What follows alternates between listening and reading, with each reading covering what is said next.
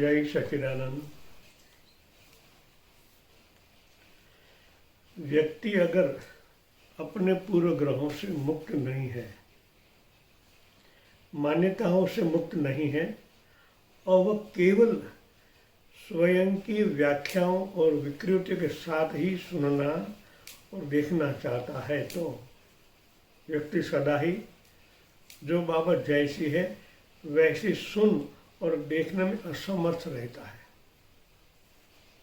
एक महात्मा ने कहा है, मगर जब हम उनको समझते हैं तभी मालूम पड़ता है कि हाँ, बात तो सही है। व्यक्ति यानी हम सब की बात हो रही है। कोई एक व्यक्ति का नाम नहीं रखा। व्यक्ति अगर अपने पूर्व ग्रहों से मुक्त नहीं है, पूर्व ग्रह जिस तरह ये ग्रह है ऊपर, वैसे ही उनके ये पूर्व ग्रह कहा जाता है। मतलब जो मान्यता हम गठित कर लेते हैं, एक दिन दो दिन ऐसे धीरे धीरे धीरे ये इतनी गठ्ठ हो जाती है, गांठ जैसी बन जाती है। धागे में हम जिस गांठ लगाते हैं ना, इसी तरह हो जाता है।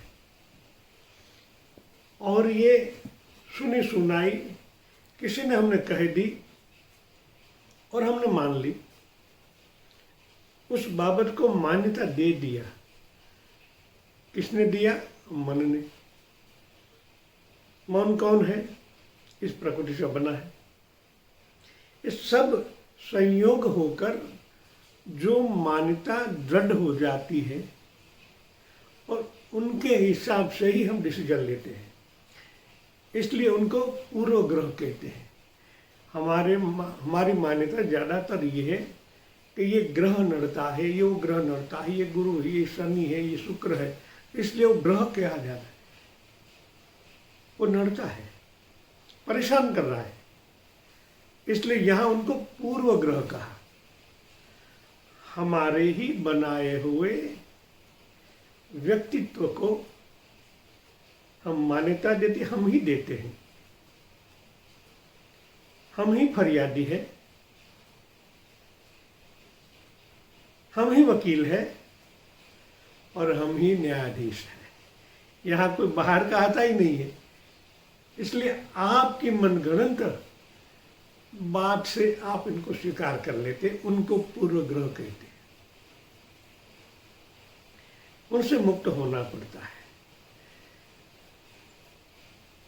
प्रकृति से परे ही परमात्मा है, या प्रकृति के अंदर सूक्ष्म स्तर पर वो परमात्मा है। तो जहाँ तक ऊपर के आवरण नहीं हटाते, वहाँ तक हम परमात्मा को प्राप्त नहीं कर सकते। इस एंगल से हम कह रहे हैं, जहाँ तक आप अपने पूर्वग्रह से मुक्त नहीं होते, वहाँ तक आपका देखने का नजरिया, आप देखते हैं भले आंखों से, मगर देखने वाला मन है। जब मन से देखते हैं तो मन की जो प्रकृति है, जो उनके भाव है, बगिंदियां है, उनसे ही हम देखते हैं। और जो सतत परिवर्तनशील हो, जो स्थिर ही नहीं है, और जो स्थिर है वो परमात्मा, जो अस्थिर है, जो बदलाया होता, बदलाव आया ही करता है, वो मन है। और ये मन सतत परिवर्तनशील है, इसलिए इनसे मुक्त होना है, तभी हम ईश्वरी तत्व को अनुभव कर पाएंगे। अपने मन के रंग से सात चीज़ों को देखने का अपना रवैया छोड़ देना आवश्यक है। ये समझ जीवन में आत्मसात करना व विवेक ज्ञान पाने की पूर्व शर्त है।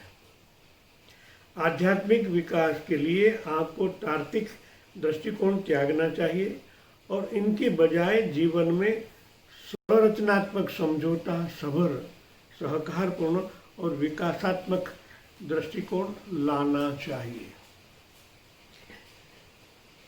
मन को भी समझना पड़ेगा, वो भी एक तरंग है, देखा नहीं है मगर वैज्ञानिक हिसाब से मालूम पड़ता है जो मन सोचता है उनके तरंग होते हैं, और तरंग जहाँ निर्मित हुआ वहाँ स्थिरता न आई। तो पहले तो आपको मन न छोड़ना पड़ेगा, मन के पूर्वग्रहों को छोड़ना पड़ेगा, तभी आप उनसे मुक्त हो जाएंगे।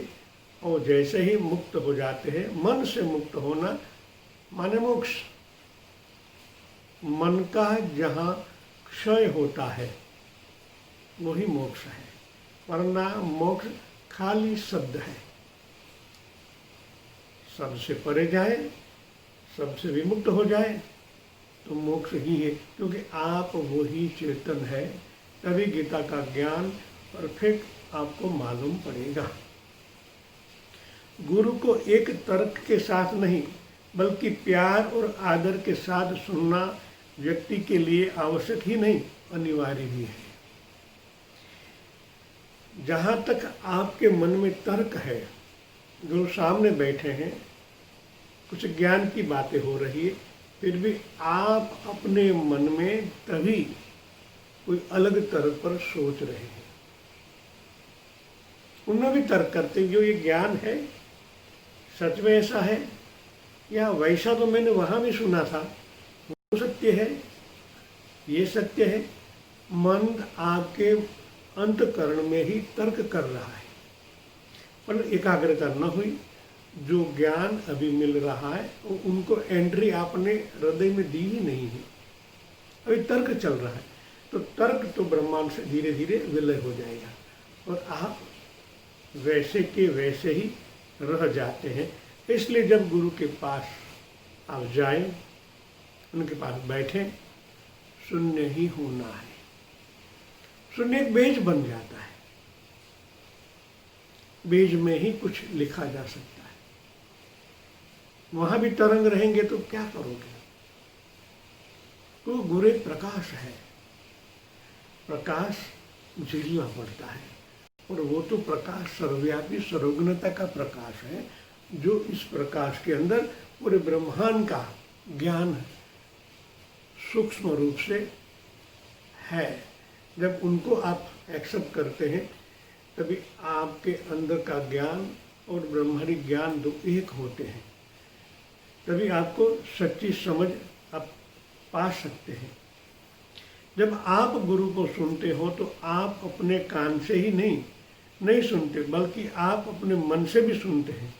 गुरु आपको कहेगा कि आप हमेशा मुक्त ही है, इसलिए मोक्ष के लिए प्रयासों की कोई आवश्यकता नहीं है। लेकिन आपका मन मानता है, इतने अनुभवों के माध्यम से अपने लिए बंधन पैदा किया है, तो मन अपनी बंधन के मान्यता के कारण गुरु ने जो कहा है उसके बजाय ऐसा सुनेगा कि बिना प्रयास बंधन से छूटना संभव नहीं है। आपने अपनी भी अंदर की बात रख ली, मैंने तो ऐसा सुना है कि ऐसा बंधन तो तोड़ना चाहिए, और यह मुक्त होने की बात नहीं, विरोधाभासी बात होती है। मन तभी तर्क करने लगता है, ये सत्य है, ये सत्य है, क्या सत्य है? सत्य के जानने के लिए एक ही आवश्यकता है, शांत शून्य बैठना।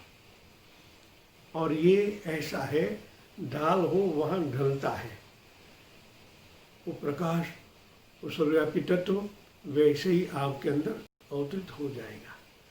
आपको खाली एक्सेप्ट करना है, समझदारी के साथ, संयम के साथ, विवेक के साथ, प्यार के साथ मन से समर्पण करना है।